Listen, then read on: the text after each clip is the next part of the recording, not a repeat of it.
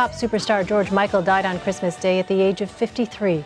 Police say his death is, quote, unexplained but not suspicious. Michael started his career as part of the duo Wham, but later emerged as a solo superstar in his own right and as a sex symbol. For more on George Michael's legacy is Jennifer Peros, Entertainment Tonight senior news editor. She joins me now on the phone. So, Jen, what details do we know about George Michael's death?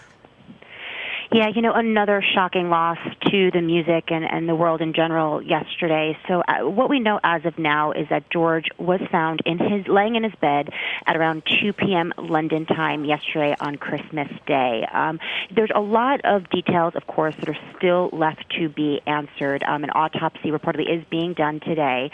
We do know, per his publicist, who has confirmed to Entertainment Tonight, that he did die of heart failure.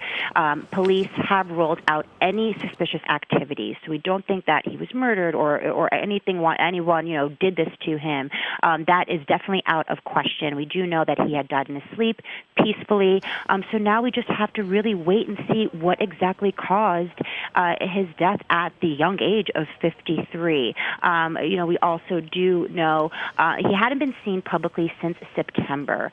He had died at his home in Oxfordshire, which is about an hour and a half outside of London. And he had been working on a documentary that was going to be released in 2017. So he had a bunch of people working in his home on the 23rd. Nile Rodgers, who is a famous music producer, was actually working on this documentary with George. Now, he hadn't seen him on the 23rd, but there was a full crew of people working at his home in London then.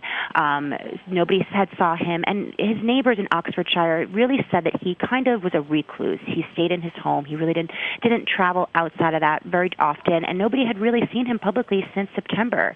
So now we're just kind of working on putting all those pieces together to see what those last couple of months of his life were like.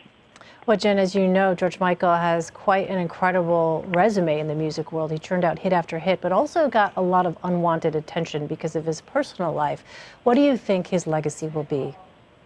Yeah, George Michael is somebody who really pushed the boundaries, especially early on in his career. And he, of course, had been gay, but he really kept that, not secretive, but he didn't feel the need to broadcast that early on in his career. And it didn't come out, of course, until, that famous, unfortunate situation that had happened in Los Angeles, where everybody then had really found out that he was homosexual. But I think if George Michael is going to leave us with anything, he definitely showed everybody that you can be yourself.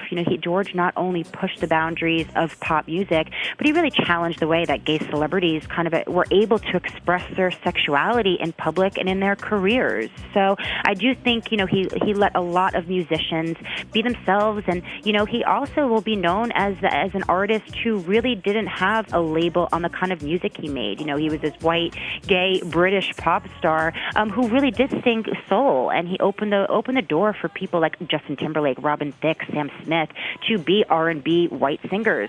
So he definitely, of course, is a huge loss to the music world, and kind of ends a really, really bad year, 2016, with the loss of many celebrities that everybody had loved. Yeah, on that point, Jen, we have seen several iconic musicians pass in 2016. Prince, David Bowie, Glenn Frey of the Eagles, now George Michael. Tell me about how tough a year it's been here in the music world. Oh, gosh. I mean, we lost, of course, David Bowie had kicked off the year 2016 with his loss. And then Prince, we had the Eagles, Glenn Frey die.